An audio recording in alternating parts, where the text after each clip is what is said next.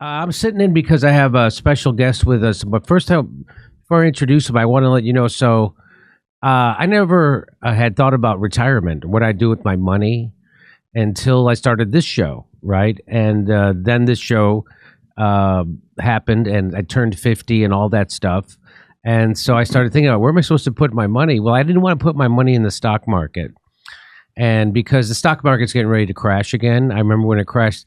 You know, we go through a huge recession, so it's supposed to at least once every 10 years. We're way overdue, and the stock market's going to crash again because it's been totally artificially inflated, and they're just printing money left and right. And the petrodollar is going away, and the American dollar is being a reserve currency of the world is also going away. This is all bad for Americans, American economy, and for the dollar. And so I'm like, where do you put your money in? And so I used to put my money into annuities, right? My investment money, my retirement money. I didn't want to put it in the stock market. I didn't want to put it in 401k because there was a million stories when everything crashed in 2008 of people who were getting ready to retire and all their money was gone. And so I didn't want to do that again because that's happening again, by the way. And so I started to put my money into annuities, which is like an insurance policy that you get a certain percentage every year, like 3 to 5%, and it's guaranteed. And the problem with that is that that's also held by an insurance company. If you remember back in 2008, AIG was a huge insurance company, and they went bankrupt. So anybody who had annuities with them, they had to hope that the government bailed them out. And they did so to the tune, I think, of like $1 trillion. So I wanted to figure out where I would put my money. And so I had lunch with this gentleman here. His name is Paul Stone, and he's the co-founder and CEO of Colonial Metals Group. And there it is. That's their thing. And we had lunch, and he explained to me about how to put your money into gold and silver. And it made a lot of sense to me. Now, I'm not telling people what to do, or I'm just giving them information. And then the information Paul gave to me was really eye-opening and very helpful and essential to what to do going forward. Because, there's BRICS now. There's economic power centers that are being formed to oppose the United States that never existed before, and that affects the American dollar. And so let me bring in Paul. Paul, how are you? Great. Thanks for being here. I'm great. Thank you for having me. Very excited to be here. So we had a lunch about a month ago or so, and everything you said, by the way, I just met Ed Dowd. I don't know if people are familiar with him, but they probably are through he was a finance guy from Wall Street. Mm-hmm. He put the numbers together. He figured out COVID and all the problems that we're having with excess deaths. And so anyway, I ran a lot of the stuff you told me past him, and he validated it. And so that was very comforting for me. So tell me, why should where should I put my retirement money, and why? Sure. First, just let me say, we're extremely excited to sponsor the show. We believe in what you do. We believe in the message or mantle of your show as we see it, that you help people think for themselves and become aware and uncover information they may not be aware of so they can make good choices for themselves. When we look at the idea of moving funds into gold and silver, I like to think of gold and silver as a solution to a problem. So I spend a lot of time explaining to folks and trying to help them uncover, through our financial history, through human history, where we're at these days in our financial fundamentals, if you will. So they realize that there might be an issue they'd like to try and avoid. And so if you thought of a simplistic filter on where could your money be, if there's 4 locations for your savings, and you think of the design that goes behind each one. There's, cash in a safe at home, real estate in the financial world, and in the vault. And, there might be some nuances to, something on the periphery of each one of those. But if you thought of those 4 ideas, locations for your money, gold and silver is absolutely your financial property. It's scarce. It's very hard to find.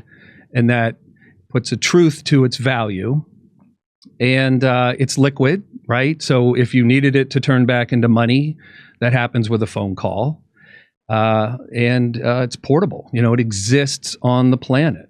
So when you think about, well, where is my money today? Where is it, right? Is it around the corner? Is it in a database? When you think of your money in gold and silver, you know exactly where it is. It's in a safe, it's in a depository, armed guards and security measures.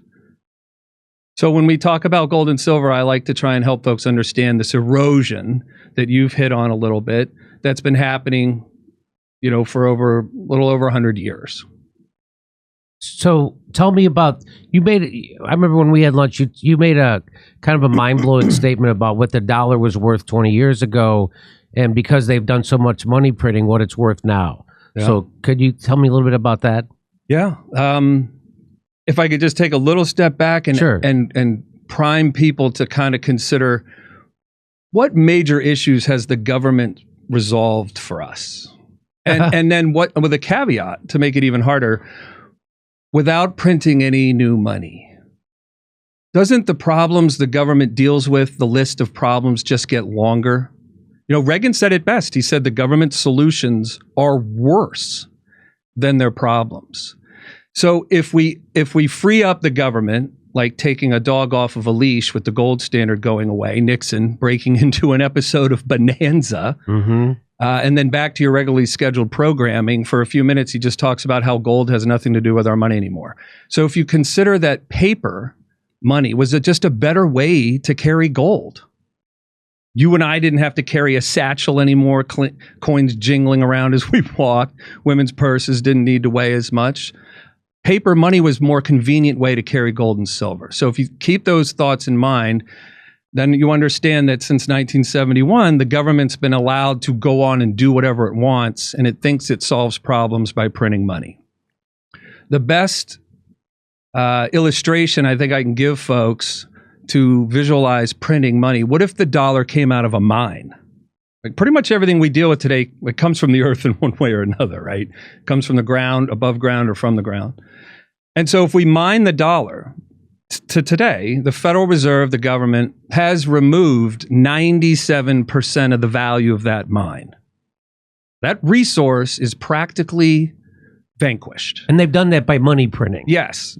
So the dollar today is worth 2.7 cents. When it used to be connected to gold, when a paper dollar represented a piece of gold, till now, now it's worth what? 2.7 cents. And to give you another milestone marker on this trajectory of erosion, right? In 1912, the dollar's worth 100 cents. The Federal Reserve was formed in 1913. And from there on out, the dollar's no longer worth 100 cents. In the year 2000, it was worth 56 cents. So from just 24 years, we've gone from 56 penny dollar to a 2.7 penny dollar. Wow. And I like to that was the stat that blew me away when you told me that at lunch. Because everything is attached to that currency. So my next suggestion would be, if you think of the dollar, if you ask yourself, what could the steel be in our financial system? The steel, the iron that everything hangs off of, the infrastructure behind the walls, like a skyscraper. Wouldn't the steel be our currency? You would think. And so when you look around the political and the geopolitical world, as our currency is weakened, hasn't there been more fires and issues growing all over the planet as our currency weakens? There's just more and more and more issues. The more money you print, the less you have. Right. There's less value to it. Well, that's when you print money, you create inflation, and that makes your dollar that you have in your pocket worth less than it was yesterday. Yeah. And I can help folks understand a little bit about what this inflation thing really has been. But if you think of the steel in our financial system being 97% weaker than when it was backed by gold, that usually rings bells for people in their minds. And again, you just consider for yourself, from the four choices you have, do you want your retirement savings in paper or in metal? Right. And so you recommend people take their 401ks, take it out of risky investments like the stock market, which again, I don't want to speak for anybody. I talked to in Maui when I was there for vacation. there is a crash coming. Now, I've been saying this, and it is coming. It's obvious. And so it was validated by one of the top Wall Street guys. And they're just artificially propping up this economy. And he said that it was either to get Biden reelected, and then it's going to crash. And even if Biden doesn't get reelected, then they'll blame the crash on Trump. But it is coming. Yeah. And I'm not smart enough to know all the different financial shenanigans that they've been pulling, but he was, and he explained it to me and so what do you say to people? So someone like me, I've been putting the maximum I can put into a 401k, and I don't want to put it into the Wall Street anymore. What would you tell people to do? It's just a short list of options, right? Do you want to trust things man-made or non-man-made, right? And things that don't perish. It's not that you would start putting your money into barrels of oil or gasoline or something and store that in a barn somewhere. Gold and silver is financial. It's a financial commodity. It's why they call it precious metals, because it's of its scarcity. And that's money that you own outright. You own the money. So I know in the electronic world, we think access to our money is so easy, and it is. This is a little more cumbersome.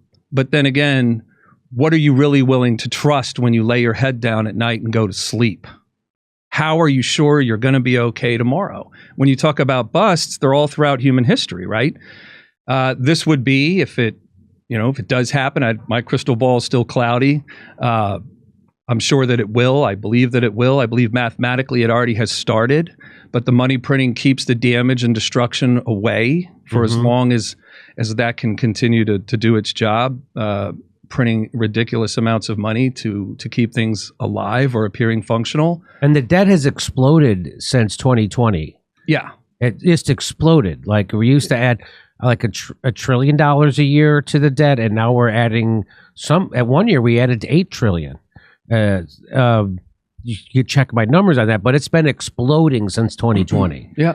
So, which again weakens the dollar, right? And it's just, this is a fake economy. It's all even the employment numbers are not what you think they are. Again, this was explained to me. So go. I'm sorry, I interrupted. Keep going. Oh, no. I love the back and forth. I love the engagement. I love that you're thinking too. And I love that what I say brings up things for you to ask questions about. To me, the questions mean more than the answers. The answers can be great, but if we're in seeking mode, asking questions, curious, we'll find great stuff. It's when we stop looking that I think that's an issue for folks. So when you might think, well, how could the government do this? Well, let's just look back at reserve currency nations before us. Are we really any different? England had it for a while. Before that, it was France. Then it was the Dutch, the Portuguese, and the Spanish, and the Romans invented it. So we can kind of rest more comfortably in an understanding that governments don't solve problems. They make them worse, regardless of the century or language we're speaking. And there's a rise and fall to things. And I would just keep pointing out at that one important measurement, aside from the government solves its problems or attempts to by printing money, creating that resource that they think fixes things. Your guests, I overheard talking about it earlier, that a dollar worth 2.7 cents means that most of the sand has run out of that hourglass. And so what happens when the dollar's worth a penny or half a penny? And there's many great economic minds that talk about hyperinflation. But again, the cyclicality of what we're facing, the 11th recession in our nation's history since World War II, is what we seem to be on the doorstep of. The 11th. So they must not be preventable. They're not. They're not preventable. They're inevitable. In fact, they're built into the business cycle, as you know. One interesting factoid that I've come across in my research is it seems that most recessions began when unemployment was down around 5 or 6%. Oh, so really? I would say to you that if Dore Industries was a factory on an island and 10,000 people on an island, you get to live on Maui. It's your island. So just think of it that way. Now, last year you hired the 10,000th person living on that island. They all work for you now, Dore Industries, 3 shifts a day, 7 days a week. How are you going to grow this year? Exactly. Money? Exactly. Yeah.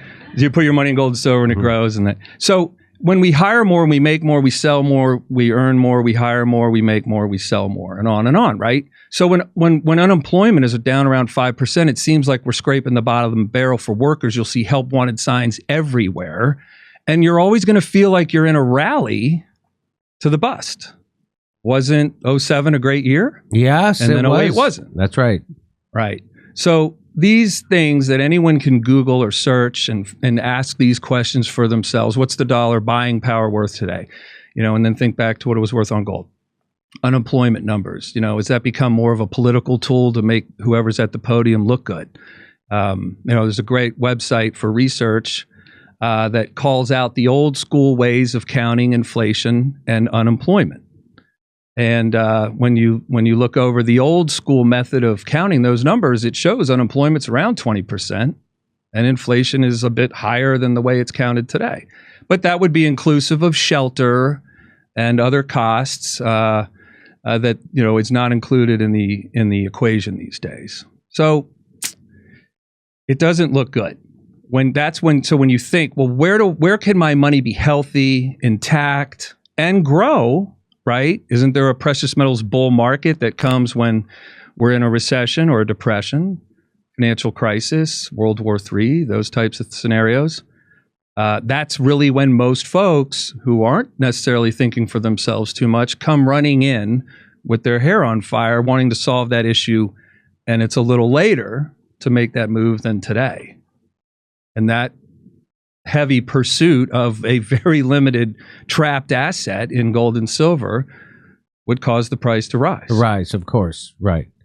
So I was also told that because I'm putting my money, a lot of my retirement into metals, gold and silver.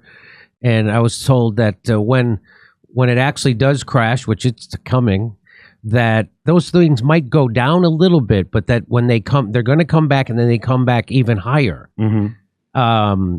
So did something similar happen around 2008?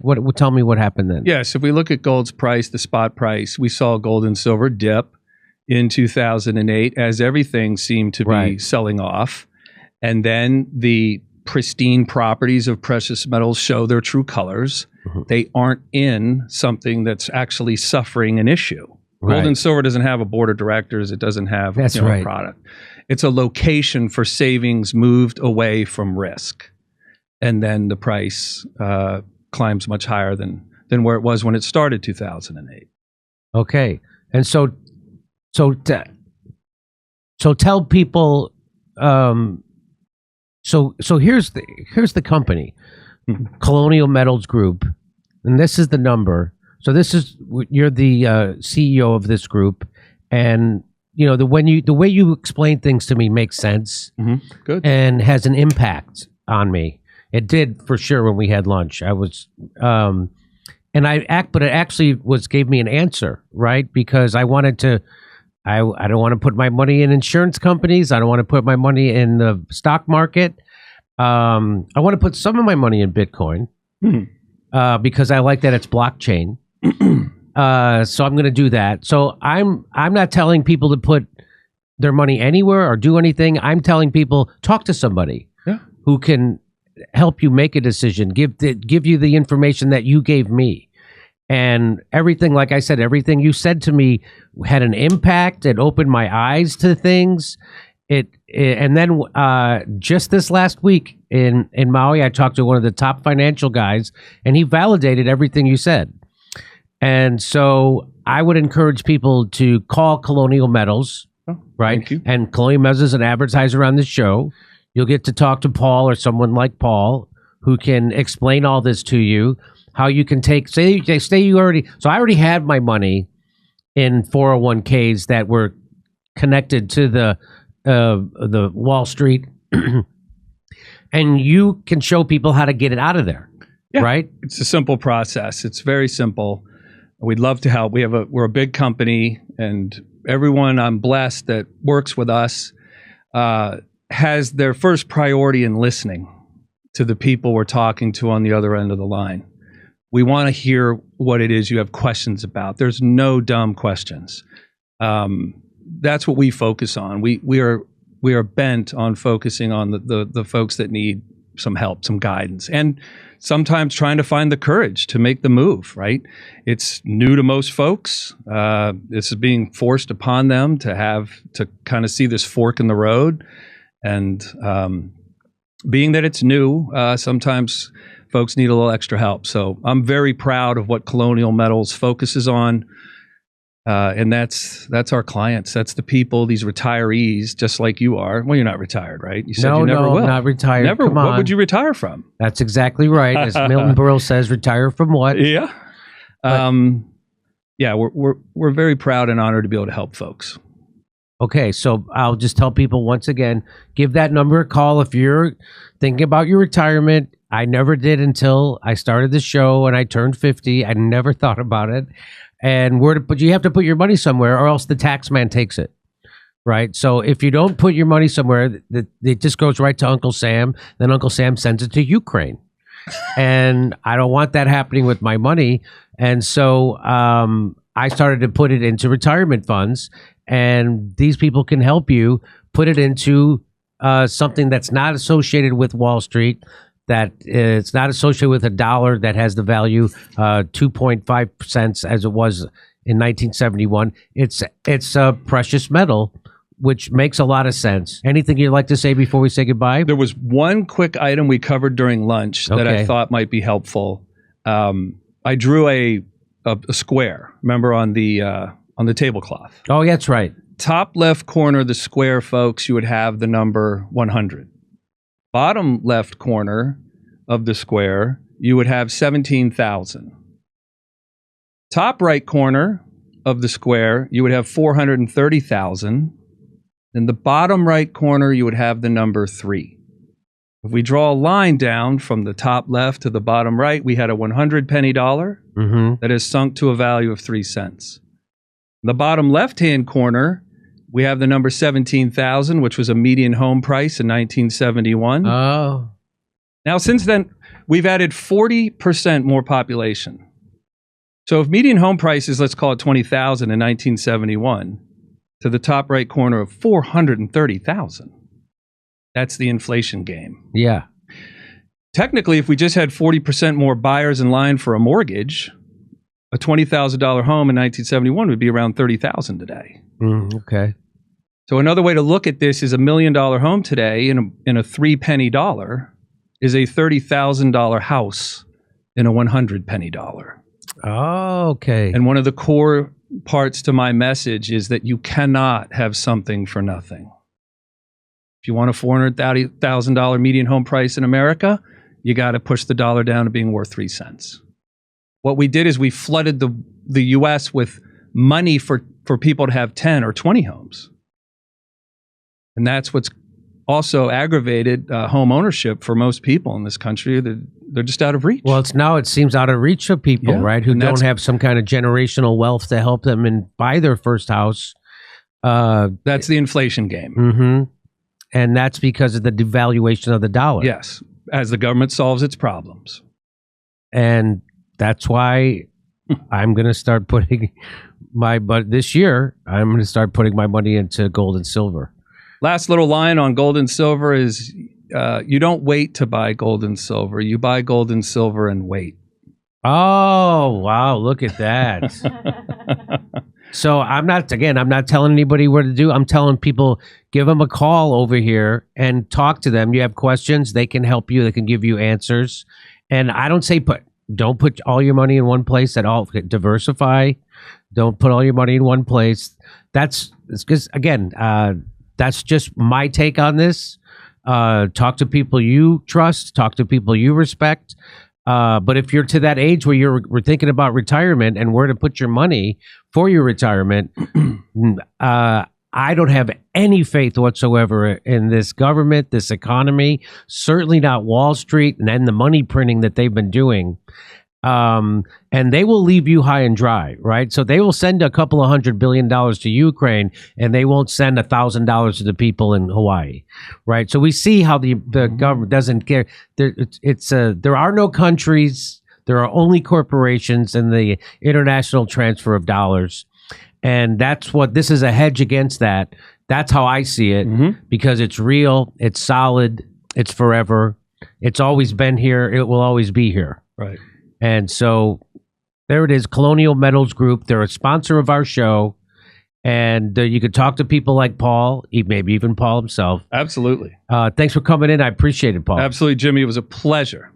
Thank you so much. Come see us do a live stand-up show. We'll be in Venice, California, Palmdale, California, Omaha, Des Moines, Milwaukee, Lansing, Bend, Oregon, Portland, Oregon, Seattle, Washington, Boston, Massachusetts, and we're going to Europe. Do you live in Europe? We're going to be there. Go to jimmydore.com for a link for all those tickets.